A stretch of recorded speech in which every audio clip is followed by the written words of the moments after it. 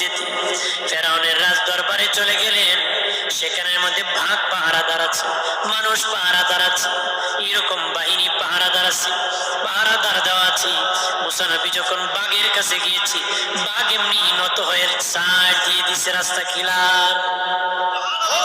আরো জোরে বলেন না।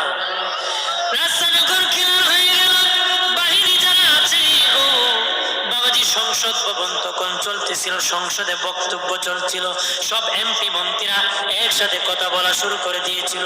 একজন যাইয়া ফেরাউনের কাছে খবর দিল, আপনার পালক পুত্র মুসা বেশি গিয়েছে, আপনার সাথে দেখা করতে চায়।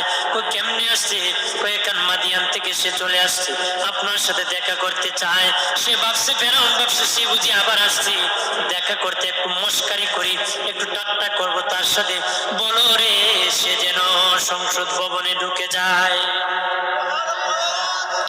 মুসা নবী সংসদ ভবনে যখন ঢুকে গেলেন, ফেরাউন বলল, তুমি কেন আসছো? মুসা আলাইহিস সালাম কয়, আমি কালেমার দাওয়াত দিতে আসছি, আমি নবী, এক আল্লাহ মেনে নাও। আমি মুসাকে মেনে নাও। সত্যই তুমি আল্লাহ নাকি? তুমি নবী নাকি? নবী হলে তো মুজিজা দরকার, তোমার মুজিজা কি? তোমার মুজিজা কি আছে? আল্লাহর দরকার, আল্লাহ সব নবীর মুজিজা আছে, আমার কি মুজিজা আছে?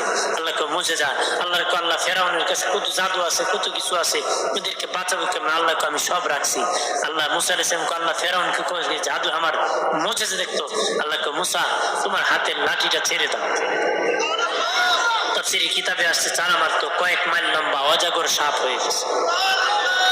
আর ওই দিন ওই যে সাপের ধোষাধুষিতে অনেক এমপি মন্ত্রীরা এটা তলে ফরে মারা গেছে। কি মারা গেছে? কয়েকজন আহত হয়েছে, কিছু লোক ভাইগে গেছে। ফেরাউন ডাক দিয়ে কই, মুসা তাড়াতাড়ি করে আটকাই সাপ।